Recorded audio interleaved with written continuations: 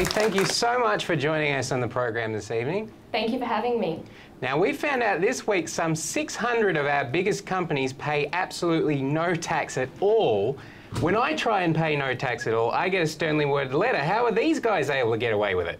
These guys have got very skilled accountants that they know how to work the system, and so they take a whole range of measures that are known as tax minimisation measures. So what they're doing is not actually illegal. It's not really great, but it's within the law because they work out ways to make sure that all of their profits appear in other jurisdictions, like especially for big international companies, is they make sure that their profits show up in countries that have a lower tax rate than Australia and make it look like their companies are, and therefore their companies appear not to be making a profit in Australia, so they don't have to pay tax on that profit that they make that they could be making here.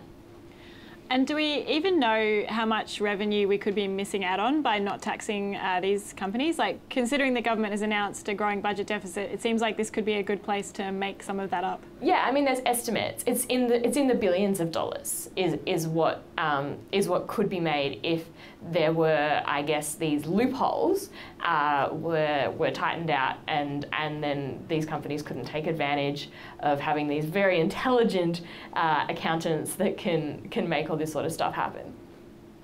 Now, Sally, from what I'm hearing, like, I'm mad. Like, I'm angry. Is that right? Are other people in the electorate feeling mad? And if they are, come the next election, who should we be angry at? Who should we be voting for or voting against because they allowed this to happen?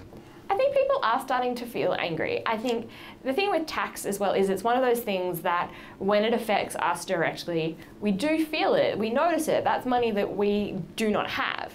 So you notice it. And I guess when it comes to big companies and this kind of thing, it sometimes seems too big and too complicated, so people don't get angry because they don't necessarily understand. But I think people are starting to understand, and especially when they say these big companies earn billions of dollars and they're not paying tax, people do get angry. Finding who to get angry at is a little bit more difficult.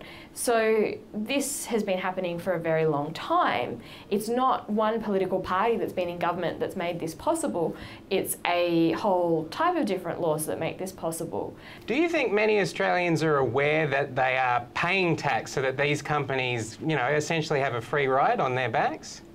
I think we're starting to become more aware of it, and especially with releases of documents like this, we are realising that, you know, for a person like me who, you know, earns one person's wage and doesn't pay for a very, you know, cool accountant to do all this cool stuff, the fact that you and I are paying more tax than some of these huge companies, we are starting to be more aware of it, yeah. And some of these companies have a pretty bad reputation. I understand that Transfield Holdings was one of them, and they run the offshore detention centres. We also understand that Spotless Catering, who have been in trouble before for underpaying their workers, they're part of the companies that have paid no tax. So it's not really the kind of people we want to be giving a free ride either, is it? Well, I guess that sort of stuff is subjective. So this release this week had 1,500 companies, and it's everything from companies like Transfield, which is now known as Broad Spectrum, and they do heaps of stuff, and yes, most well known for running our detention centres. There's the big four banks are there, mining companies are there. We've got also like Wesfarmers is there. Telstra, telcos, the tech companies are there. So it's a whole range of stuff. I don't think it makes a difference really to me whether or not a company is doing something I agree with, or, you know, making a service that I like. You know, Apple and Google are there. I love Apple and Google, but I still want them to pay the correct amount of tax. It doesn't make a difference to me whether it's Transfield or Google that's you know, not paying that much tax. I don't think you're alone, Sally, and thank you so much for coming on the show tonight. Thank you for having me.